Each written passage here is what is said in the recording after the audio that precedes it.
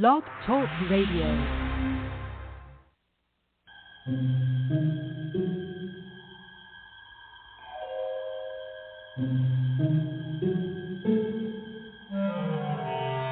Archangels, ghosts, and Bigfoot, oh my.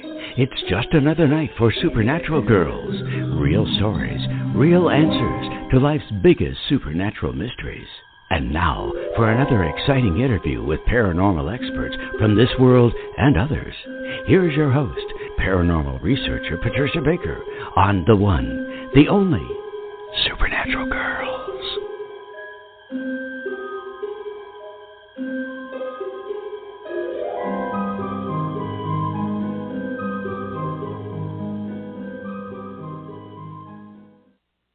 Welcome, everyone, to another exciting episode of Supernatural Girls Radio. I'm your host, Patricia Baker, and Michelle, my co-host, Michelle Clare, the great psychic medium, was supposed to be joining us, but guess what? You know, she was traveling around doing workshops. She was in Sedona, and she got COVID. And she was planning on being on the show because she actually felt pretty good, but then she didn't. She started to feel a lot worse. So anyways, I know we all hope that she gets better soon. It's a miserable thing to be dealing with, but at least we know it doesn't have to be deadly, which is good. It can be like a bad cold or a flu. So anyways, Michelle, we all hope you feel better soon. And we've got lots of crazy stuff going on. That collider is in use, again, in Switzerland.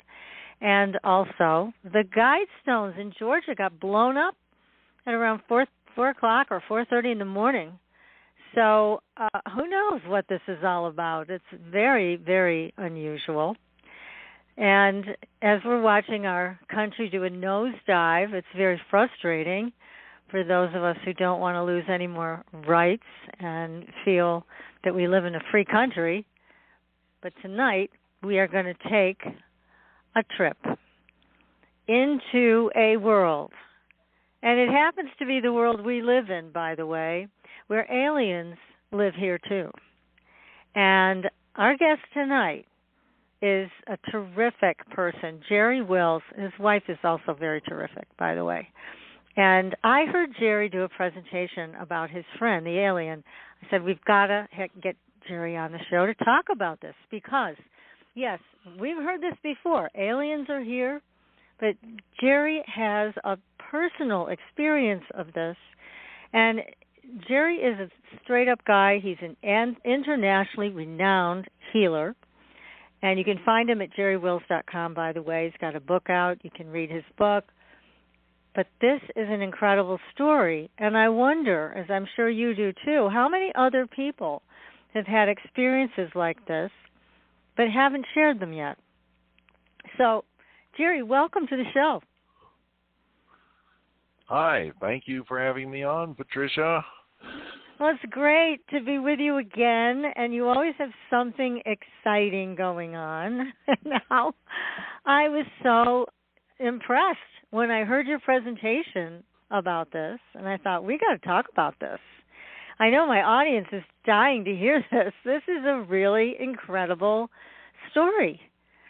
So do tell, how did all this get started for you? Well, you know, the way it started was, excuse me, I'm having a cup of chaos. Though that's a cup of coffee, folks, for you who are wondering what I'm talking about. It all started as a result of me going back and forth to Peru. I was taking people on guided tours there. Those tours were based on the Celestine Prophecy by James Redfield. I had his endorsement to do it. I got that before James was really ever an internationally known figure and really well respected for his book. He was still selling him out of the back of his car. Anyway, I was taking people on trips to Peru. And, you know, in Peru, you have a lot of people talking about UFOs and sightings and aliens and all that stuff. And a lot of it happens down there, not just Peru, but Brazil and Chile and, all over the place, in the Amazon. So I was always, watching and wondering. I had contact with a different group of extraterrestrials when I was growing up in Kentucky. This was face-to-face contact. It lasted about 5 years, and I hadn't seen those folks in quite some time. And I thought, if there's anybody down here that would like to talk, I'm open to it. It had been quite a while since I'd had any contact with those other individuals. So I went to Machu Picchu. This was, I would say back in the early 90s. And that's when it wasn't like Disneyland for the elite. Nowadays, you go to Machu Picchu and you get a ticket, you go through, you're escorted, and you leave, and glad you came, get out of here. But back in those days, you got a ticket, you went in, and that was it. Go have fun. The park closes at a given time, and if you're not out, we're going to lock the gate and lock you in. And that's as stringent as it was. Right. So I went in. I went to the Intihuatana, which is one of the features at Machu Picchu. It's called the Hitching Post to the Sun. And I sat there for a few minutes, meditated. Now, in the past, when I would try to contact these folks I'd been in contact with when I was much, much younger, it was not always, but occasionally that contact was struck up to occur because of using telepathy. I would send a message out, right, telepathically. So this particular time, I'm thinking, I want to talk to somebody. So I sat there. It's supposed to be the most powerful place in Machu Picchu. So I sat there and centered myself. It was very beautiful. And I just sent out a message. Anybody out there? I want to talk. And I waited. Nothing came back. So, a little bit more time goes by, and I send out the same message. Is there anybody there? I want to talk. This time, in my head, I heard a message come back, "Who are you?" Oh. Which was a bit surprising. Yeah. It was, You knew it was coming from outside of you. It wasn't coming from a voice inside that was your voice. It's coming from outside. Right into your head. There's no doubt. Wow. Right into my head. No doubt about it. And I've had this kind of contact before, so I understood how it feels, although I didn't know the voice. And the intonation was kind of like, what the hell are you doing? So I sent a message back, and I said, I'm Jerry Wills. There was silence. I said I was in contact with Zoe, and I named off a couple others, in Kentucky during these years. They said they're from Tau City, and if I wanted to make contact, this is how I would do it. I said, who are you? Yeah. Another long pause. And they said,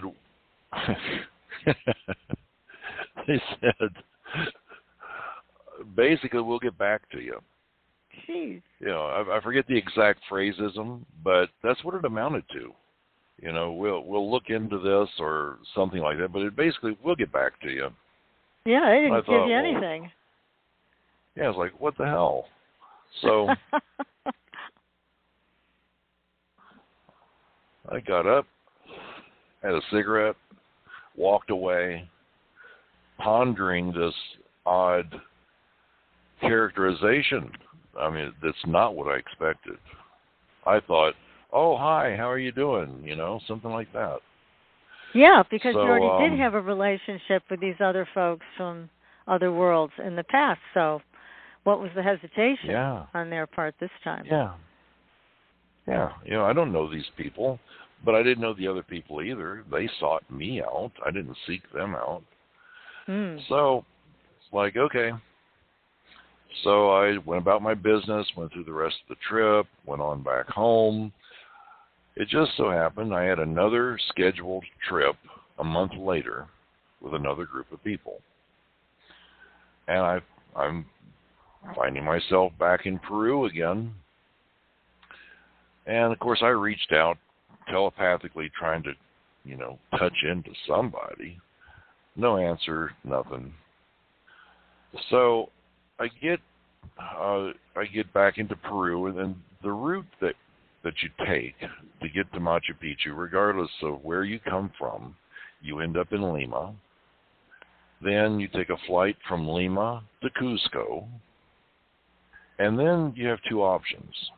In Cusco, you can take the train and go all the way to this little village called Agua Caliente, which means hot water. There's hot springs there.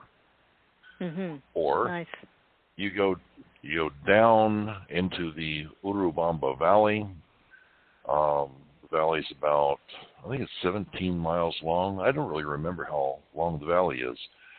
But you go down through this valley. At one end of the valley is a village called Pisac. A lot of ruins, very interesting place.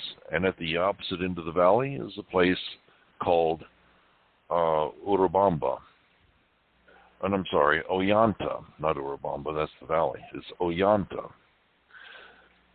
So in this particular, you know, time, we took the train directly from Cusco all the way to Agua Caliente. Got off the train. It's just a sleepy little village, or it was. It isn't now. It's a tourist trap. But oh boy, it's just a sleepy little village, and you make your way to this very rustic hotel that would cost you $16 for a night. Wowee. That's a bargain. Yeah. Well, they thought they were making money hand over fist. At $16, because you can go get yourself, you know, a pizza for $2, and it's a big one at Shea McGee. Yeah. Oh boy. Shea McGee's got a parrot. It's a very interesting place for pizza and beer. Huh. Well, anyhow, the next morning you get up, get on the bus, and you're going up to Machu Picchu.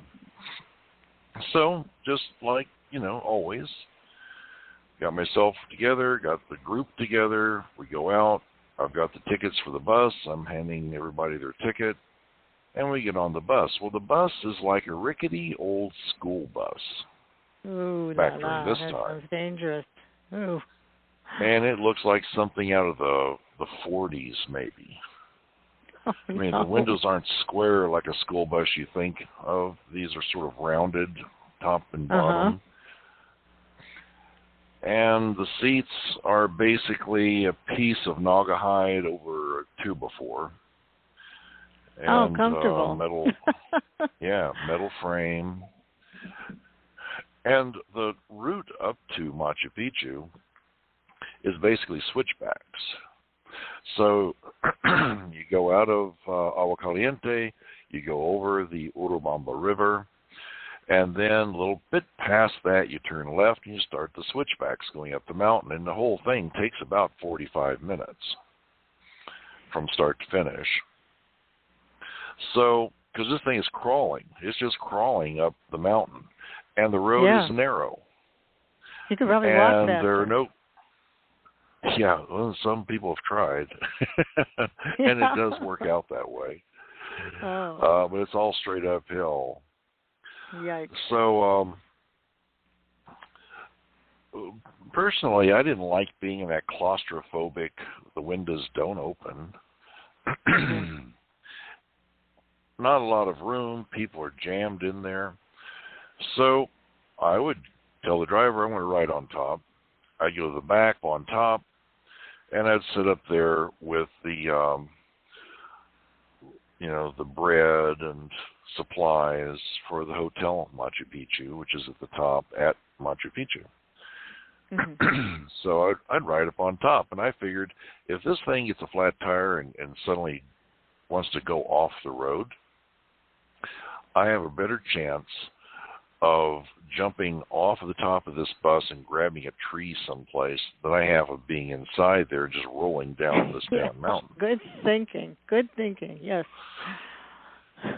And the view up there was spectacular. Oh, yeah, it must so have you're been.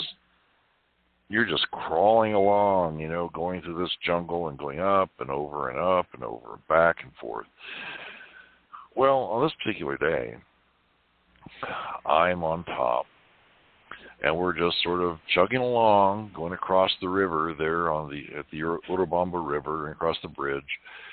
And there's this fellow up ahead, and he flags down the bus, which isn't that unusual. So he talks to the driver, and he walks to the back, and he climbs up on top with me. Huh. Which I thought, that's pretty cool. He probably has the same inclination as I do. So he climbs up. He looks, he's not skinny, but he's not plumped out either. He's about 6'2", 6'3". Looks like a hiker, that you might encounter in Peru. Comes up, climbs over past me, sits down near me. The bus starts up, and of course, it's chugging along. It takes that left, and it's going up the mountain. So, as you might expect, you run into people all the time on a trip like this. And one of the first things, aside from saying, hi, I'm Jerry, or whatever, the second thing that comes out of somebody's mouth is, where are you from? Yeah, right. So he introduced himself. He says, hi, I'm Rich. I said, hi, I'm Jerry. Nice day, isn't it? Yeah, it's a great day. And so we're chugging along. I said, so where are you from? And he's looking out across the vista off to my right. And he says, I'm from the Pleiades. Oh, kidding. Yeah. So how did you process that one? I laughed at him. I thought that was goofy. And how did he look? I mean, here he was sitting next to you on top of this bus. I mean, did he look human? Did he look like he was from another world? How did he look? He just looked like another person. You're traveling down through there. You see all body types, all ethnicities, all languages and dialects, and people with broken English and people that speak the King's English. I mean, there's just all kinds of people. It's really it's the crossroads of the world. You never know who you're going to run into in a place like this. Right. Cusco more so, because it's a city and it's just full of all kinds of people. But in Agua Caliente, those that are hardy enough and not necessarily brave enough anymore, but that just have that inclination to go someplace that distant. Mm-hmm. It's an interesting thing when you meet people like that, because they're like you somehow. That's right. kind of the underlying theme. How they're like you really don't know, but they are an adventurous spirit, and so it's like we're pals in a way. Whether it's men or women, I've run into plenty of women that were doing things that I really wasn't interested to do. They were just doing all this crazy. I can tell you some of that too if you want to know. Nothing. That's, I don't know if I do. Well, there's nothing for adult audiences, but I mean, it's just that they were very unique individuals. Yeah. I do have the adult versions exciting, too, but I won't go into it. Oh, okay. Well, but again, here you had reached out telepathically a while back on your last trip. Nothing came of it. They kind of blew you off, said we'll get back to you. Now this guy comes mysteriously, shows up, wants to get on the bus, gets on top of the bus with you, not in the bus, on top with you, and tells you he's from the Pleiades. So was there anywhere that you thought maybe he was? No, not in at all. that moment, or not? No, I laughed at him. I said, "Sure you are." And he kind of looked at me kind of hurt, and he says, "No, really, I am." Oh, and I said, "Look, I live in Phoenix, and Barbara Marciniak came out with a book called Bringers of the Dawn, and now everybody in the New Age circles in Phoenix, they either are from the Pleiades, they might be walk-ins, we don't know, or they're channeling somebody from the Pleiades, but everybody that I talk to has some affiliation and says that they are from the Pleiades. So, that you're from the Pleiades? Sure you are." Yeah. And, join the club. Yeah. So he just kind of chuckled and he said, "Yeah, we're familiar with Barbara Marciniak and her book." He said, "I really don't know that she represents us exactly." He said, "But no, I am. I'm from the Pleiades." And so I kind of stopped laughing. And I said, "So, what are you doing here?"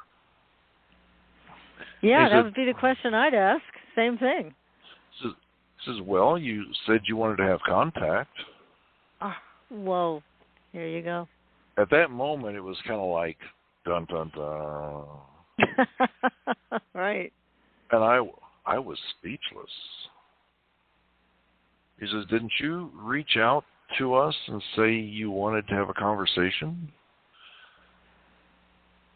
I said, "Well, yeah." He says, "So, let's talk." Oh my gosh. It was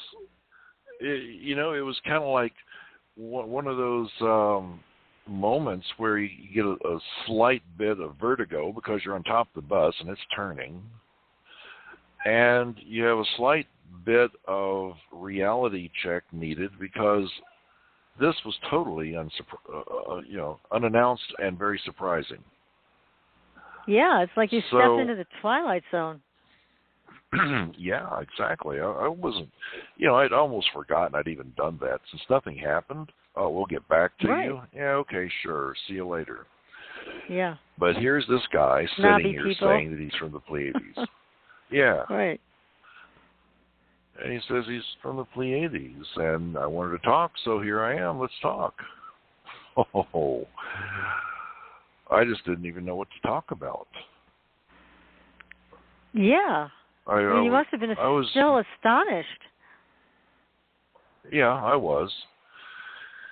And then, I guess because I was just kind of floored by this, he just sort of smiled and says, "It's all right. We have plenty of time to talk. You're going to be here for a couple of days." And I said, "Well, yeah." I said, I just wanted to reach out because I'd had contact with, others. He says, "Yeah, I know. You'd spoken about that, and we looked into it. You were contacting Zoe and the group that Zoe was with from Tal City." I said, "Yeah." And once again, I was just like, it took my breath away. Yeah, because they knew your history with them. Exactly. So, we sat there and chatted a little bit. I said, "How long have you how long have you been here? What do you ask? Right. He says, well, I just got back to Peru, he says, just a few days ago. It was time for me to come back here anyway. So what were you doing? He says, oh, I was in California. What is the name of that? I can't think of the name of the beach. A crazy place.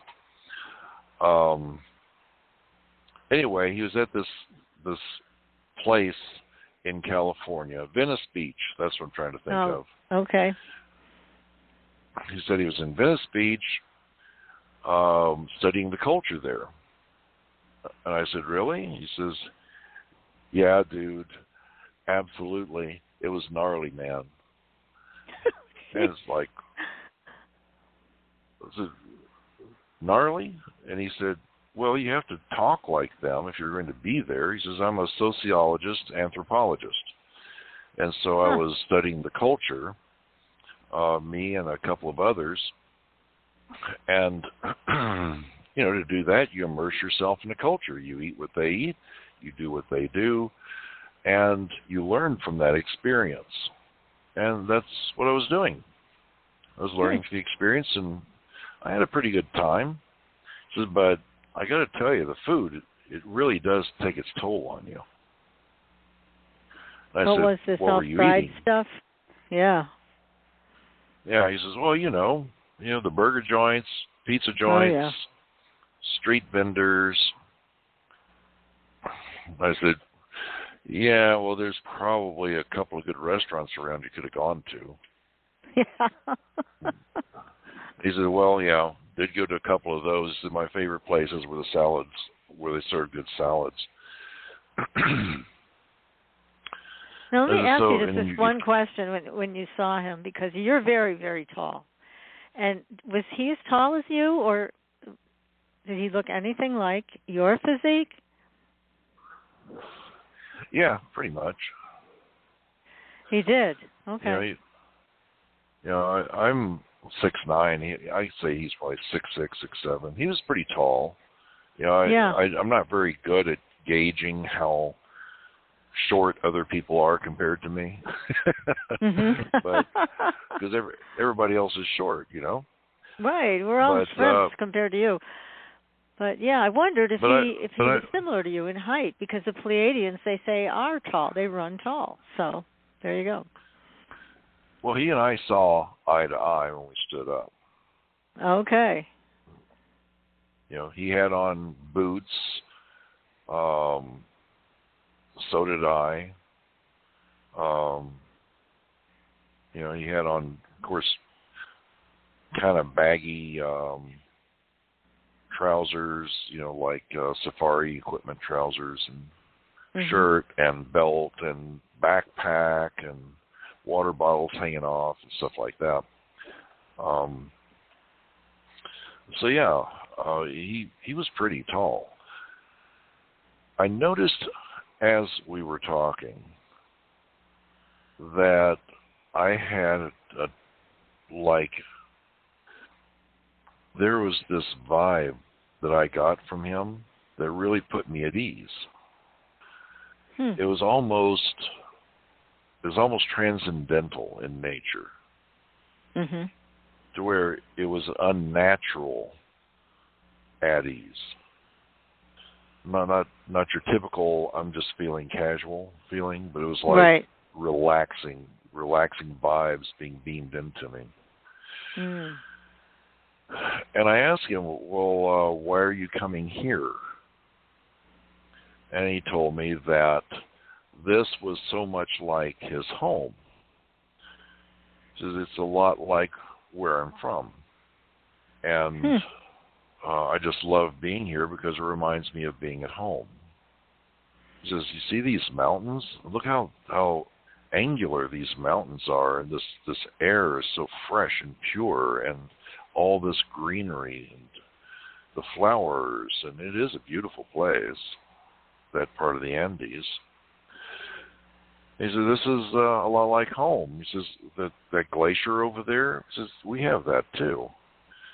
He says, so is this where you come to regroup and get yourself, just kind of back in the groove before you go back out again? And he says, well, no, we live here for a while. He really didn't specify any time. Mm-hmm. And when I'm done here, then I'll probably go back home and be there, and the next thing comes up, and I might be coming back here, or might be going somewhere else. I don't know. So that's how it is when you study other cultures. Because I specialize in human cultures, which now in retrospect tells me there are other humans out there in the universe. Yeah, so I was thinking the exact same thought when you just said that, yes. But at the time, it didn't really occur to me. I was just so in la-la land having this conversation with him. It was like I'd taken a couple shots of Jack Daniels or something. I was just sort of mellowed out and like, okay, this is fine. Yeah, sure. So well, it's so out of the blue. I mean, this happened out of the blue because the last time you tried to contact these snobby people, that was a month prior. And they didn't exactly welcome you with open arms. They treated you like you just walked into the office of the CEO and they'd let you know. So, what a surprise. Yeah. And here this guy just waves down the bus and joins you, and here he is. Here, I'm from the Pleiades. What are you supposed to do? Oh, my God. Well, I can tell you it was absolutely startling. Yeah. There's still that little bit of doubt in my mind. Mm-hmm. But I'm enjoying the hell out of the conversation. It's a good conversation. Yeah. So the bus finally arrived up there to the top, the embarkation point. And as usual, you get off the bus, you've got all these people, probably 75 people, which I had a group of about 18, I think. Mm-hmm. And you basically have your tickets, and you go up through this really crude wooden fence-like thing that's about 12 foot tall, and it just opens. There's a door there that just opens. You go through, guy standing there, you hand him the ticket, and that's it. You go on in. And you can come in and out as much as you want because you've got a little stamp on your hand, on right inside of your left wrist. So you can go in and out as much as you want to. The buses are done for the day. So the people that are there are the people that are going to be there, and when it comes time, the buses will start up about 2:30, and we're there now. It's about 10:30 in the morning. And between 2:30 and 4:30, there are buses. After 4:30, there's no more buses, and it closes at 5. So you're just stuck up there if you don't catch that 4:30 bus. That's how it was. I don't know how it is right now. So we get off the bus. I climb down. He climbs down behind me.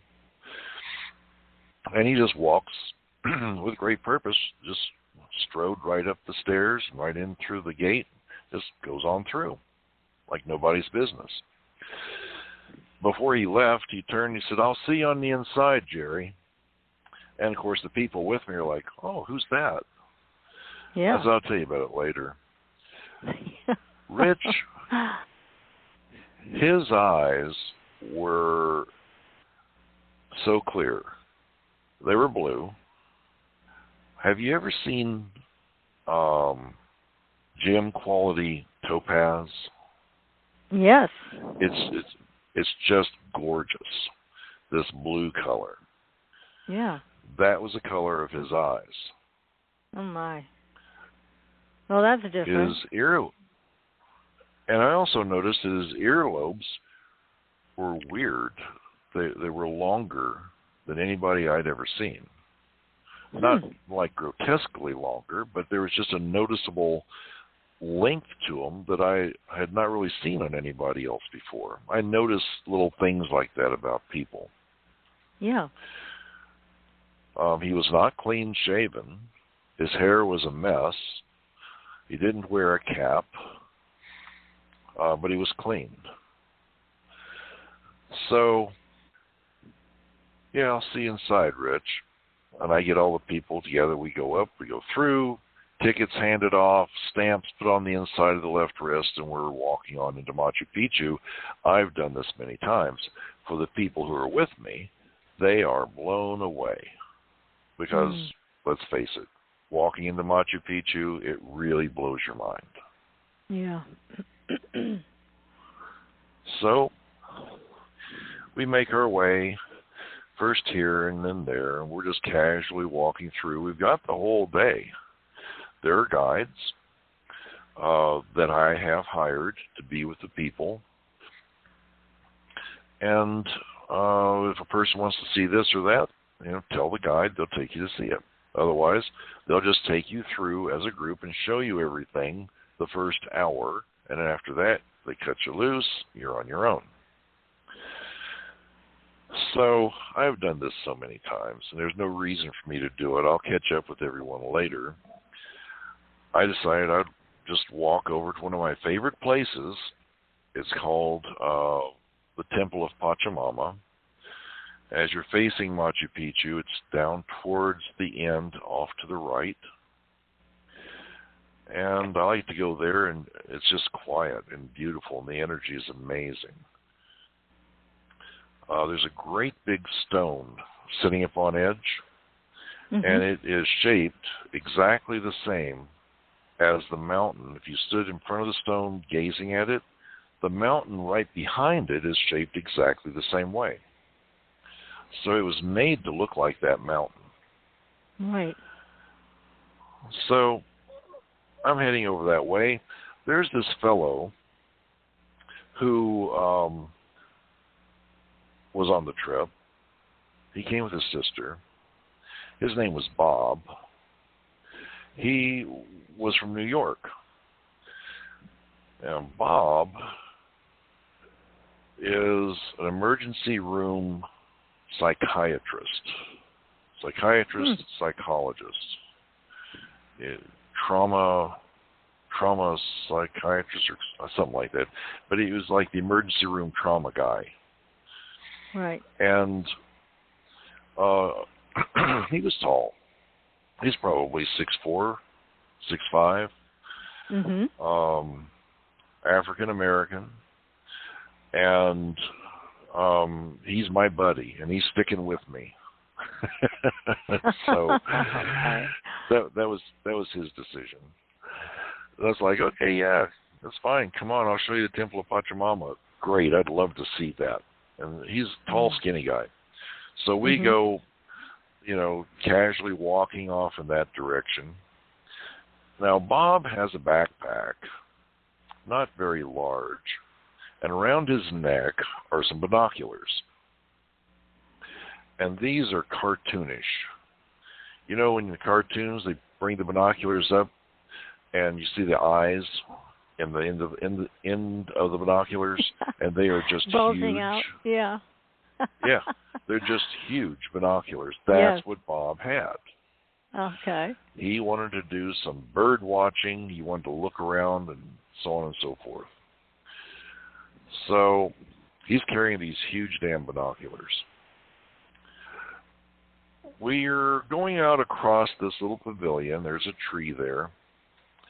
And round the corner, and just before we get to the Temple of Pachamama, there's Rich. Oh. He's walking up to us, and he says, "Hey, Jerry, you going up to Huayna Picchu?" And I said, "No, not right now." I said, "I've got the group here. I'm just going over to the Temple of Pachamama." He says, "I'm going that way too. Mind if I join you?" And I said, "Sure, come along." And he's all grinning and happy. And Bob is quiet. And Bob sees something. And he says, "You go ahead on. I'm going to look at this over here." So I walked over with Rich, and Rich said, yeah, I want to go up to the top of Huayna Picchu. Well, Huayna Picchu, when you look at a picture of Machu Picchu, and the distance at the end of Machu Picchu, you see that there's this mountain point, sticking up, and then in front of it is Machu Picchu. And that's Huayna Picchu. And there's a path that goes up there. To get up there, you go past a little guard station. No one's there, but you sign your name in. Mm-hmm. Because if for some reason you don't come back down, they're going to send people looking for you. That's the idea. A good thing. Right. Because going up Huayna Picchu is a bit treacherous. It's also a lot of switchbacks. There are really, there's nothing in the way of guardrails. You just keep going up and climbing higher and higher. At one point, there's a rope. I don't know what it's like now, but there's a rope, thick as your wrist, and you have to hold on to that rope and pull yourself climbing up to get up this really steep part. Then you continue up. Then there's a long staircase that a lot of people have seen pictures of that's like, oh, that looks totally dangerous. Yeah. This is beginning to sound like something out of Ninja Warrior, if you've ever seen that show. I mean, it's just one obstacle after another. Oh, my goodness. But you were doing it okay, and Rich was too. Well, no, I've done it many times. Right. So you were okay with all of this. How about Rich? How was for him? It was nothing, probably. Well, see, that's what is weird about it. Because went to the Temple of Pachamama. That's where the path begins to go up to Huayna Picchu. Mm-hmm. And he's going to go up to, Huayna Picchu. And at the very top, there's a peaky point. And you sit on that peaky point and you see everything. It's really like the end of a pencil. It's the peaky point. Oh, my gosh. So I've taken Kathy up there before. Really? Kathy's brave. Yeah, she wouldn't stand on the peaky point and reach for the sun, though. I did that. Oh. Can't imagine why she wouldn't do that. Oh, she thought I was going to fall. Of course, the lightning overhead kind of made my hair stick out in all directions. So I had to get out of there. Yeah. Well, anyhow, I get to Huayna Picchu, and I get to the path that goes up to Huayna Picchu with Rich, and I'm standing there at the Temple of Pachamama, and he says, okay, I'll see you later. And I said, hey, we're going to be here tonight, so if you're around, we're going to be over here at the Intihuatana. So, what time? I said, I don't know, probably 10:30-ish. He says, okay, well, if I can make it, I will. So he takes off, and Bob shows up. He says, your friend's going up there? I said, yeah, this is going to take him 45 minutes. I mean, and if you're in really good shape, you'll make it in 45 minutes easily. Mm-hmm. If you're not in great shape, it's going to be an hour and a half. Oh. Because it's difficult. It's really steep, and there's so many stairs. So I'm standing there talking to Bob. He said, did you see anything? He says, I saw a few birds. I was looking at the mountains. He pulls up his binoculars, and he looks up towards Huayna Picchu. So I told him the little peaky point, and you can sit up there, and he wanted to do that. Mm-hmm. And it was like 10 minutes max. And he's looking up there, and he says, well, your friend's up there already. Oh, I said, no, that's impossible. I said, that can't, no, it's got to be somebody else. He says, no, I think you should take a look. And he pulls off these big binoculars, hands them to me. I adjust them so I can look through them. I mean, they must have weighed 30 pounds. Oh, my God. And I It's like a telescope. hoist them up. Really? Yeah, like two of them, joined together. I hoist them up. I look up there, and there is Rich. And he's looking right at me, and he's grinning, and he's waving. Oh. How did he get up there and so fast? Hell if I know. So I pulled the binoculars down, and I said, "That's Rich." He said, "He got up there pretty quick." I said, "That's impossible." He said, "Well, how did he get up there?" I said, "I don't know." I pulled him up again and took a look. Rich is looking off in the distance. Then he sort of glances back over his left shoulder and looks back down at me and a little wave again. Then I pulled the binoculars and give them back to Bob. I said, "I don't know what to make of that." So we meet up with the rest of the group at the Intihuatana. And I surprise them and tell them tonight we're going to come up here and do a meditation at night. And, it'll just be us. Nobody but us. You guys can have the whole compound to yourself. And Bob says, "Can I spend the night up here?" And I said, "Well, they don't allow that." He says, "I really hope I could spend the night up here." I said, "Look, I'll tell you how you do it. There's this cave I know of right over the edge, right over here. If you go into that cave, it's where the llamas sleep. And you go in there, it's very comfortable, and you can spend the night in there, and in the morning, don't come out until you hear people walking around and tourists talking." He said, "I'll come and get you in the morning. I'll be here first thing in the morning when it opens up at 6 o'clock. He's like, "Okay, great. I'm going to spend the night at Machu Picchu." Wow. So, I'm kind of running this around in my mind about how Rich got up there so fast, but nothing made any sense.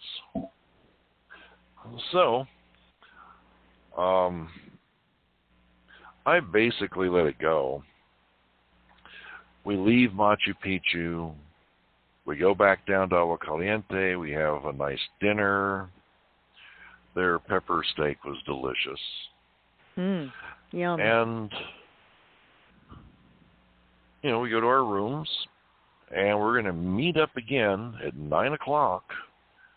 We're going to go back down to the bus because I've already paid the bus driver $100 to take us up there. And he's going to stay at least until midnight. Midnight, he gets a little edgy if it's after midnight. Mm-hmm. So we meet again. We get on the bus. This time I'm riding on the inside. It's just, 15, 18 people that are on the trip. And we go up. Bob is all ready. He has his sleeping bag and some food and snacks, and he's going to spend the night, by golly. And his sister, who he's traveling with, she knows this. So I'd say Bob's in his 40s, mid-40s. Okay. Mm-hmm. And his sister is, I think she was 50. Right in there. Mm-hmm. She was a doctor, a regular MD. Well, anyway, we get up there. They let us into Machu Picchu. They close the gate behind us. We continue. We walk through Machu Picchu, and in the dark, it's just amazing. Made our way to the Intihuatana, and people are now taking their time. They're going to sit on the Intihuatana, put their hand on either side of the stone. They're going to do their prayer and meditation. And I timed it out. Everybody's going to get about 15 minutes. Because then there's something else to do. So they're doing that. And so after about 5 people, they didn't need me anymore. They were kind of maintaining their own schedule. They had it worked out between themselves. But Oh, the person that's good. know it's time. Yeah, they're really good people. So I walk away. I'm going to go have a cigarette. So I walked away from the Intihuatana, and in the direction I was walking, if a person wanted to look this up, you're at the Intihuatana, and you can tell if you're sitting there, you're facing towards the west. So this is towards the south, and you walk through this stone door framework thing, like a wall. And then from there, you walk a little bit farther, and it's like a peninsula that sticks out, and it has a drop-off all the way around it, except for the stairs you came up on.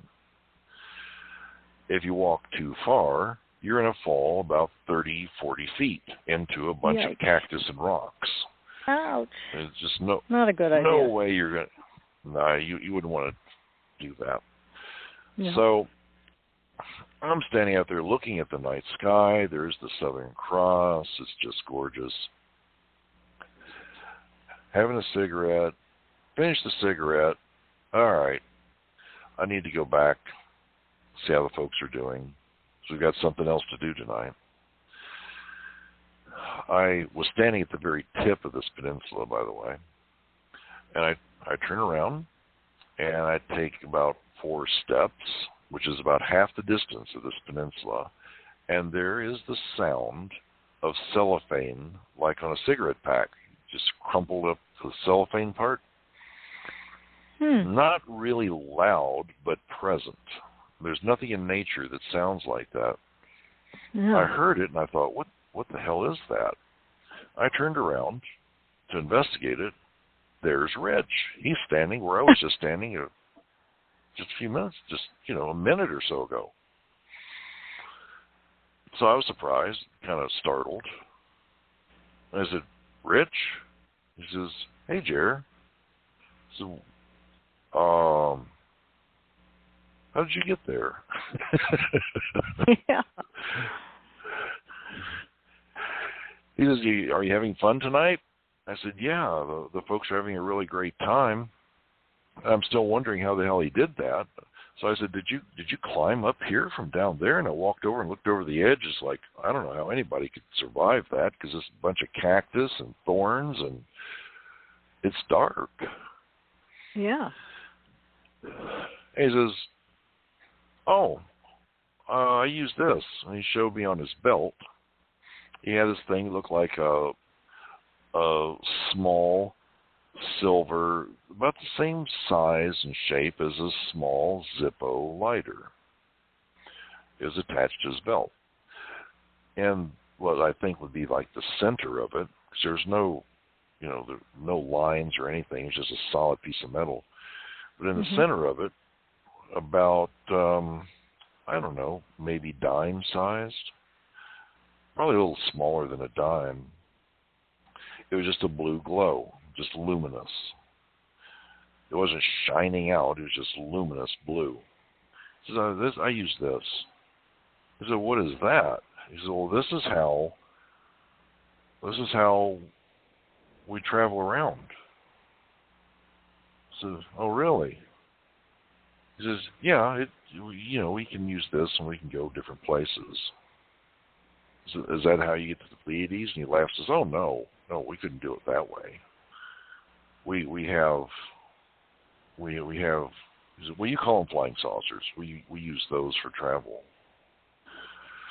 And so we started talking again. And I said, so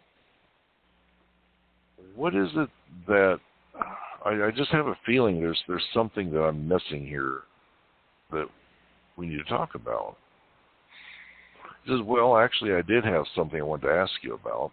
He says, you bring some very interesting people down here, obviously. He said, all these are really nice people. They're all very interesting. He says, so I was thinking, would it be all right with you if me and some of my team were to just mingle with the folks you're traveling with and just talk to them? I said, what would you talk about? He says, nothing important, really. Just find out who they are and what they think, what they believe. Just to kind of get an idea, person to person, what they're like, what they think. And I said, well, sure, I guess. I don't see any harm in that. He says, well, the thing is, you can't let them know who we are. Because if they knew that we weren't from here, then they wouldn't act the same way. They can't really know, maybe after the fact, but I don't know. He says, I think you should be careful about letting them know who we are, but it would just help us. And I said, okay, sure, I see the reasoning there. I don't have a problem with that. So you're just going to talk to him about stuff. He says, and in return, I'll do something for you. I said, oh, like what? He says, well, we know things, and we could tell you things. I said, what kind of things? He said, well, things that are in the future. I said, well, that'd be nice, like lottery numbers. He said, no, nothing like that. Oh, darn. Just, events. Events ahead. Things that might be useful for you to know. Mm-hmm. I said, oh, sure. Okay, that sounds fine. So, it was like this agreement. He says, okay, you need to get back to your people, and I need to get back, to mine. So we'll meet up again, though. We'll meet up again. So during this trip, he says, I don't know if it'll be during this trip, but you'll be coming back down here again. I said, yeah, I've got another trip planned. I told him when. And, as far as I was concerned, I was going down there 2 or 3 times a year.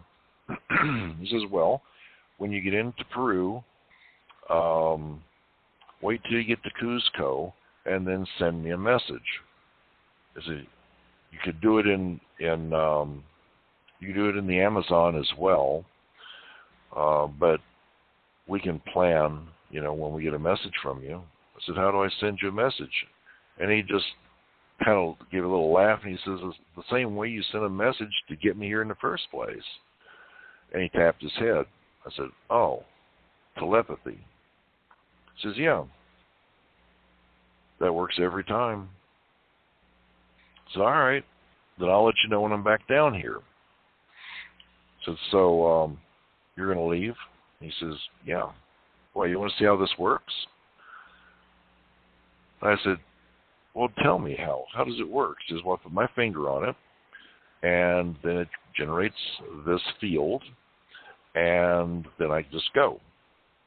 I said, well, can I try it? And he said, no. And he laughed. He said, all right, show me how it works. He says, all right, I'll see you later, Jer.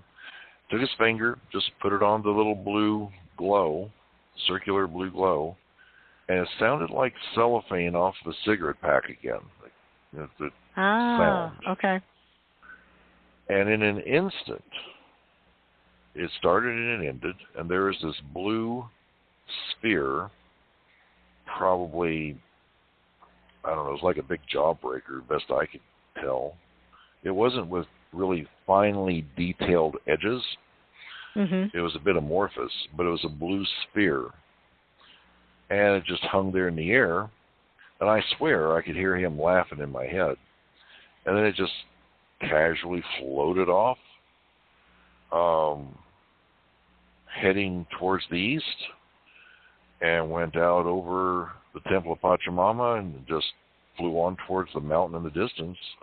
I basically couldn't see where it went, because past a point there were, Machu Picchu has these clouds hanging in the air, and mm-hmm. it wasn't so bright you could see it at a distance anyway. It was just gone, and so I'm just like, oh, I need another cigarette. That was good. No, really? Now, at that point, were you totally convinced, yes, he was from the Pleiades? Oh, yeah. At that point, no doubt about it. This guy is definitely, he's not of this world. Right. Right. Oh my And goodness. I was thinking about his request. And yeah. it seemed like a good idea. So your group did get to mingle with these people, but they didn't know where they were from. So they didn't know they were Pleiadians. But again, they didn't sound offensive or harmful in any way. They just were being sociologists, trying to figure out people here on this planet. Yeah. Anthropologists, sociologists. Which the is folks so on that strange to me, though, because I have to say that's just something so strange about that. Because I know that we were created by ETs. There's no doubt about that. I mean, so much evidence points to it. Yet here they are studying us and these, aspects of our culture like Venice Beach. It just seems, I don't know. I don't have the right word to describe how it makes me feel. It's a little strange. I don't doubt for a second that Pleiadians are here and he's one of them. I don't doubt that at all. But I just wonder, what the hell are you doing? You're so advanced. You have technology that's so far beyond us. Why bother with coming here? Well, I don't know. I've thought about it too. And the only thing I can come up with, you can read about Machu Picchu or Venice Beach in a book. You can see videos about it. But until you've actually gone there, that experience is much more valuable having had it in person. You can glean so much more information that way. Right. And that's about the only rationale I could come up with. Well, that's a good one. Yeah. I can definitely see what you're talking about there. But that must have kind of blown your mind a little bit, seeing this blue orb that he just traveled away in. But that must have been how he got to the top of that needle. Yeah, I'd seen those blue orbs on several occasions and didn't know what I was looking at. Ah, okay. Yeah. Now, are you still in touch with Rich and his group, or not? No, I haven't. I haven't any contact with them in quite a few years. But there's more to this story. Go ahead. So everyone's finished at the Intihuatana. We're going to walk through Machu Picchu. And the idea is that, because I've already shown Bob where this cave is, so he's going to just not be there. And when the guard asks, "Where's Bob?" I'm just going to say, he decided to walk back to Agua Caliente on his own. Because there's no guard at the front gate. The guard is inside the Hotel Machu Picchu, and we have to knock on the door and tell him that we're done, and he'll come out and lock the place up. Mm-hmm. So Bob scurries off over the edge, goes down to the cave. That's the end of it. And we get on the bus, tell the guard, "Oh, Bob walked on down." And we take the bus down. And that concludes the night. The next morning, we're going to get up and get back up to Machu Picchu early because that afternoon we're catching the train back to Cuzco. So we're up there at 6 o'clock in the morning. As we're going across the bridge, across the Urubamba River, where I initially saw Rich, coming out of the trees on the road is Bob. Huh. And he just looks weird. Oh, no. So I tell the driver, I said, "Stop here a minute. That's one of our people." Stops. I get out. Bob's sister gets out. Bob will not talk to me. He won't talk to his sister. I'm going back to the room. And he takes off walking. And she says, what happens? I can't talk about it. I won't talk about it. And he just keeps on going. I don't know what's happened. We go up to Machu Picchu. We come back down. It's time to do that bit where we get to the train station. We get to the train station. Bob is already there with all of his luggage, standing by himself. I go up, Bob, are you okay? And he just says, I can't talk right now. I was like, okay. And his sister is just sort of needling him. What's going on with you? What happened up there? And, I can't talk about it. Just don't talk to me. Just leave me alone. We get back to Cusco. And this is a psychiatrist. I just want to remind everybody, right? This guy is a psychiatrist. Okay, go ahead. Yeah. Mr. Happy, all excited guy, going to go up to Huayna Picchu, going to do this. He did, too. He went up there. All this stuff he was going to do, the giant binoculars. Mr. Happy-go-lucky, I don't want to talk to anybody. Yeah, so big change. We get back to Cusco. Now we have a free day in Cusco just to go shopping and look around. It's a lot of fun. Bob stays in his room. We get back on the plane the next day, flying back to Lima, go to our hotel room. Bob won't talk to anybody. He stays in his room. It would be a couple of months before I heard from his sister, who was, a friend also of mine. And she called me up. She says, Jerry, you won't believe what Bob told me. I said, what happened up there? Did I do something wrong? He says, no, it has nothing to do with you. You did everything right. He just wasn't prepared for what happened. Ooh. I said, so what happened? Well, Bob was in that cave you told him to go to. And about 2 o'clock in the morning, just a couple hours after we left Machu Picchu, about 2 o'clock in the morning, this green sphere, just huge, came down out of the sky, came up the valley, went right in front of where Bob was. They came and got him and took him inside. And he won't tell me what they had to say or what they did. But he said that he didn't really believe extraterrestrials were real. He says, they're very real, and I don't want to talk about it. He said it scared the living hell out of him. It sure did. He said it lit up the whole area green. Well, at night, there's like this layer of clouds. Right. But this wouldn't have been Rich because he said he didn't want them to know who they were. So who was this that came and got him? I have no idea. And it might have been the people associated with Rich.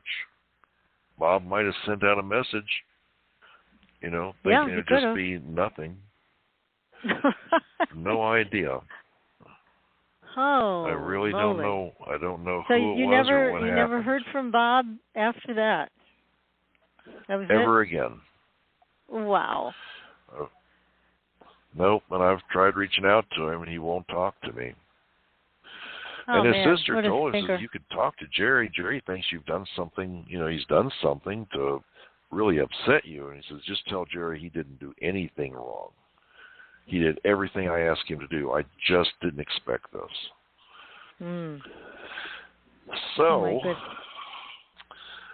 it was one of those deals that scared the living hell out of him. Yeah, I guess so. The next time we went down to Peru, we started off in the jungle. And we're in Iquitos. And we're getting ready to leave Iquitos, get on our flight. This is mid-afternoon. We're flying on Fawcett, as I recall.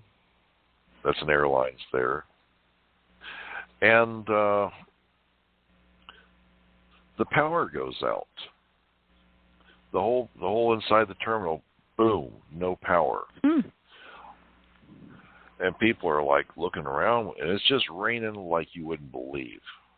So it maybe is because of that. That's what people are thinking. Lightning, flashing.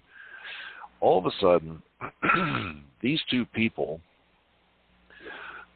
come, carrying this guy in, and he's got a bad burn on his right leg, where his motorcycle fell over, and the pipe burned his leg really bad. And they lay him on the floor right in front of our group. Well, immediately, of course, I'm there. I don't know what to think.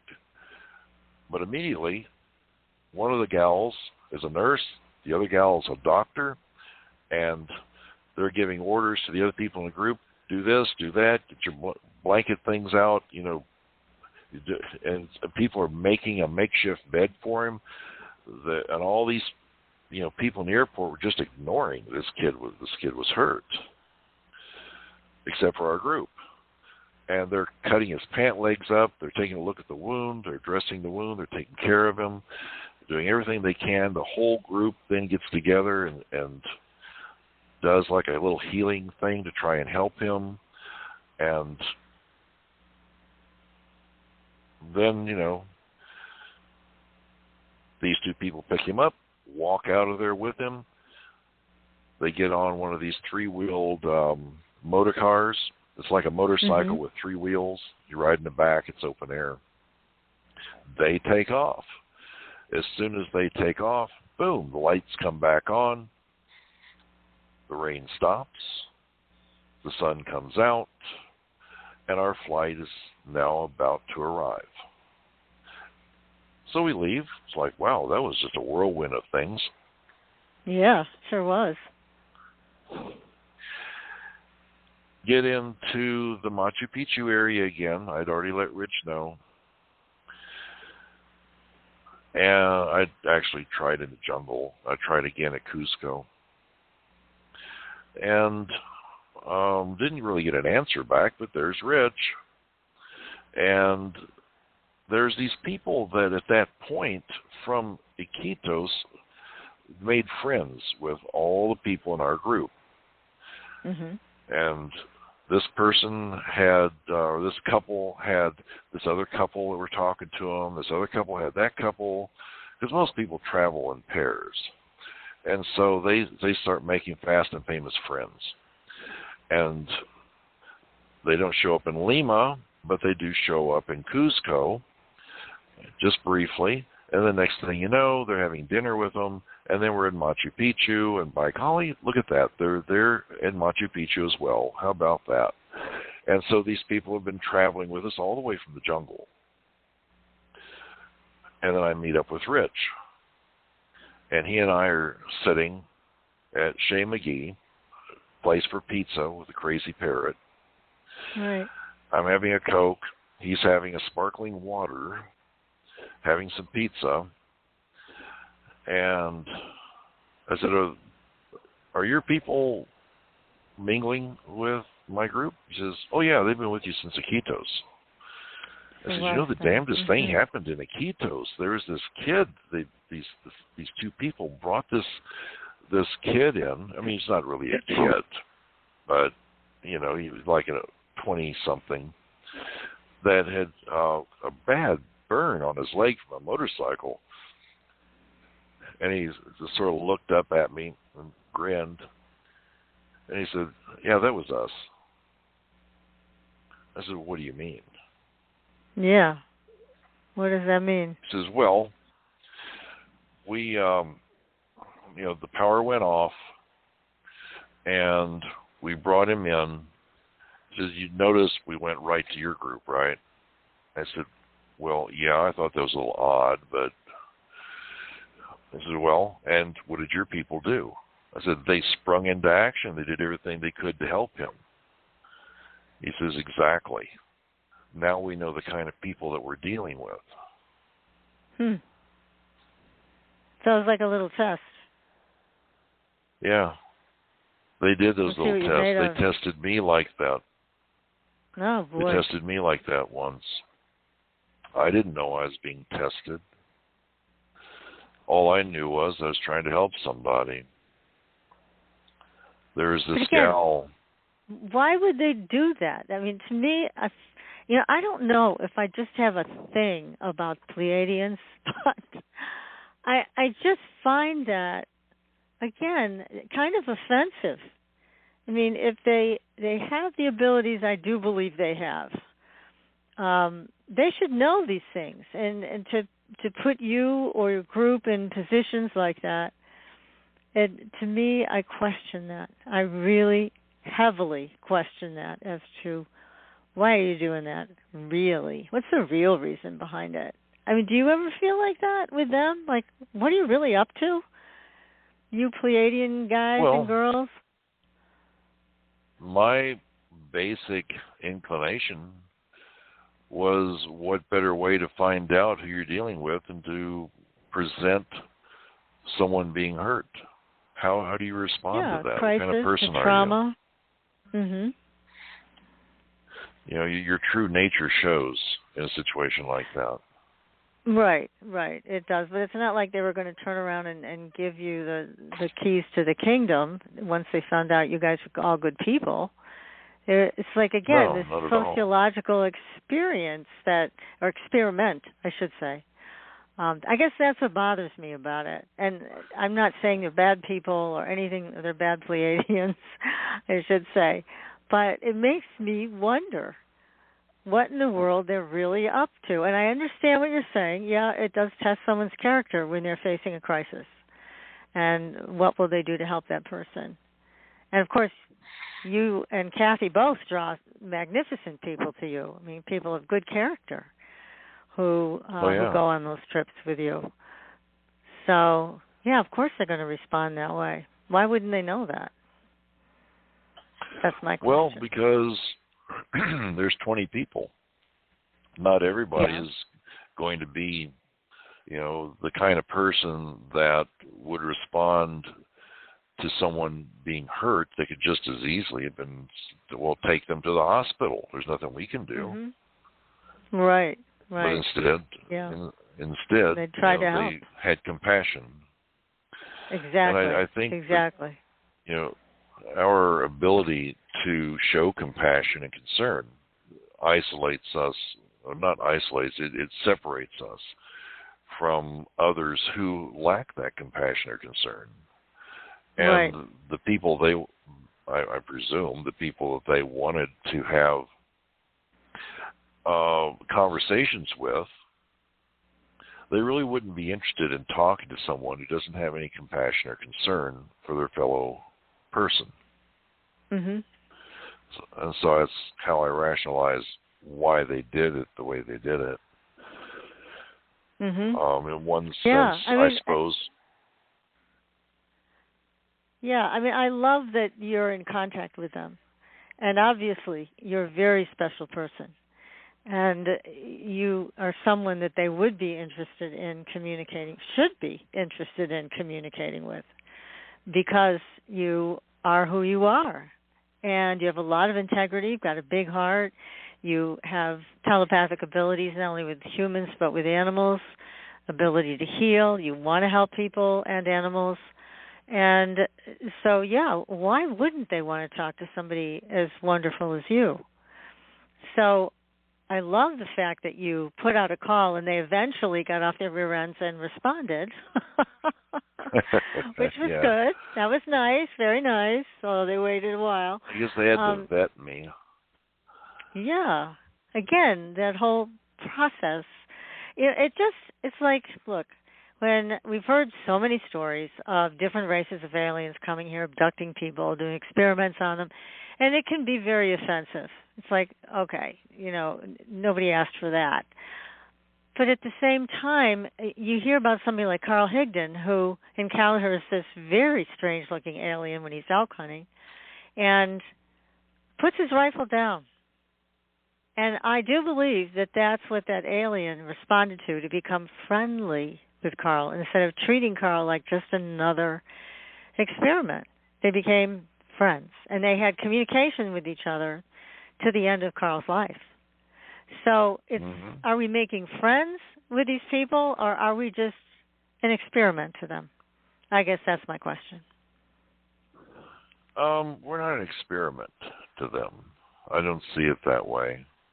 The way it was explained to me is that the people in this world became isolated from the rest, not all of, but a great number of the races that are out there of humans.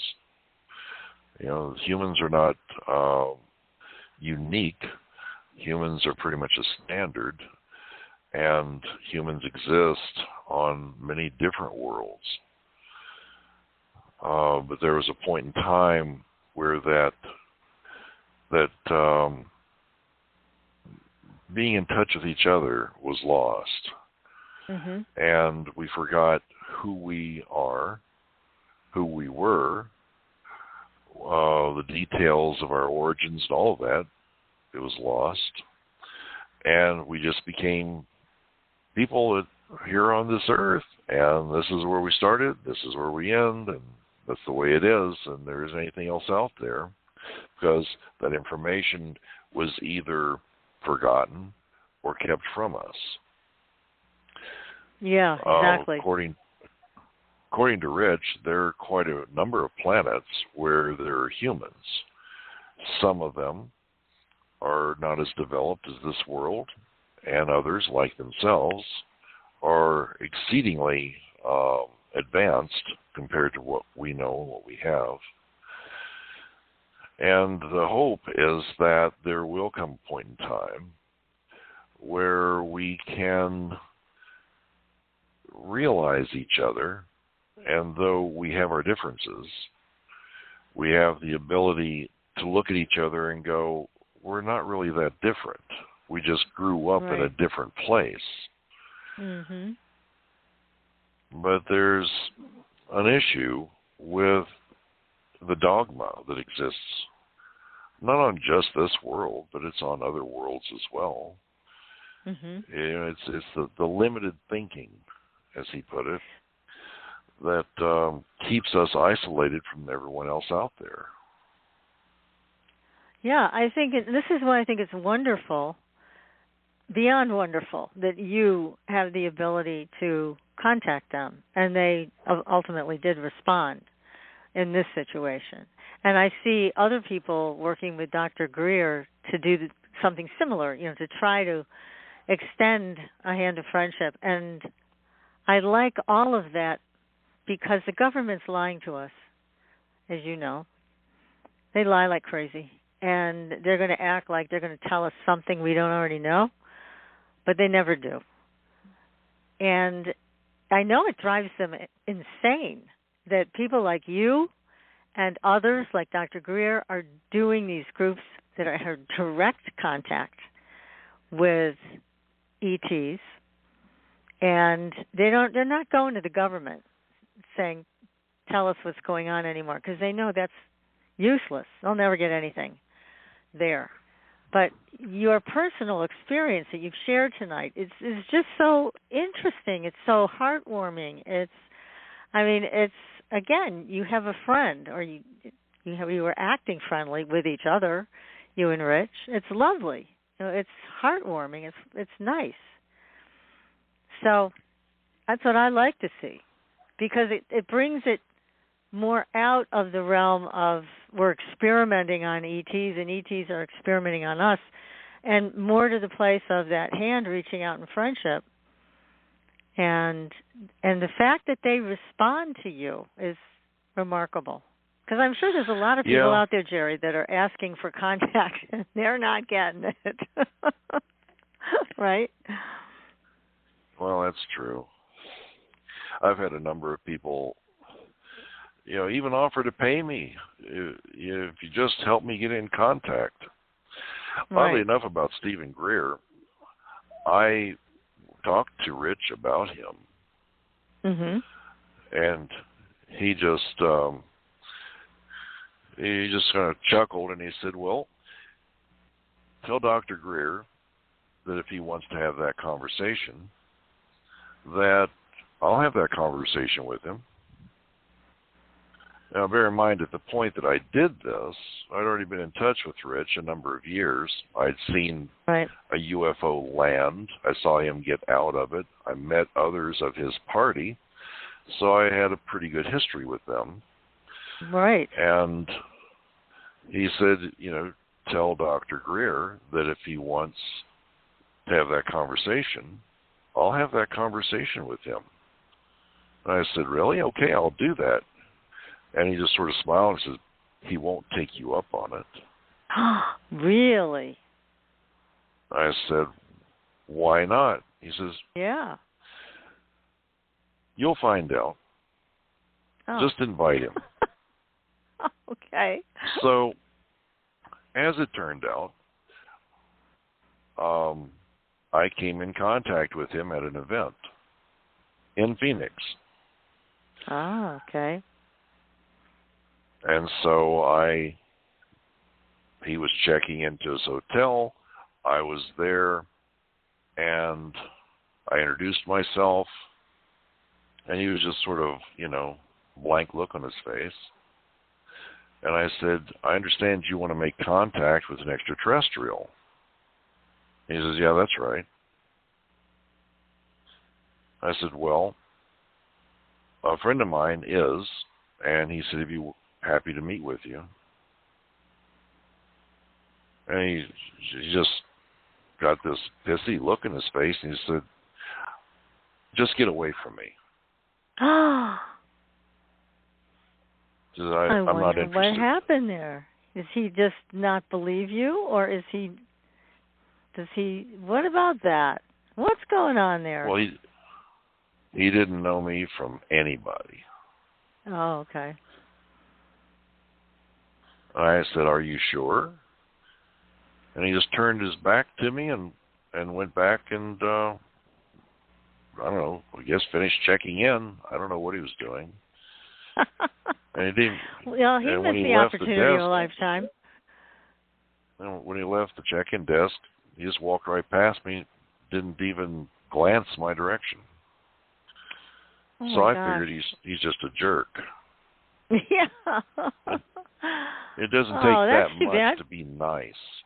No, it doesn't at all, and not at all. And especially, here's somebody who says that this is what I want.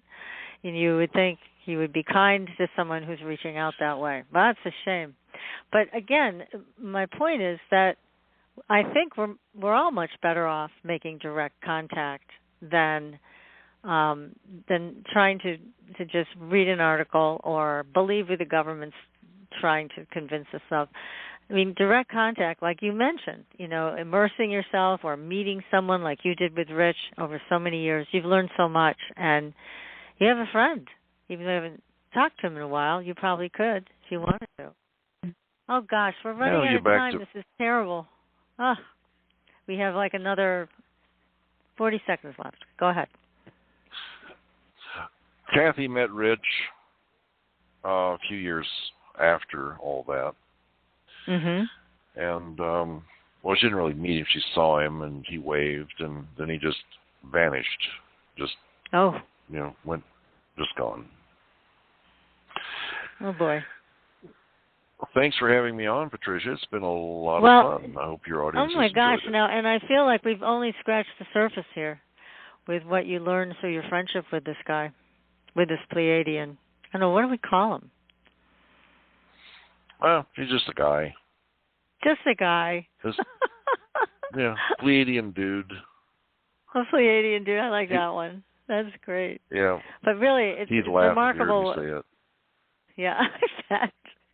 It's remarkable what you've done, Jerry. And, I love listening to you tell this story. And all your stories are just really, really remarkable as you are. So thanks again for coming on the show. We're going to have to continue this conversation, though. This one isn't over.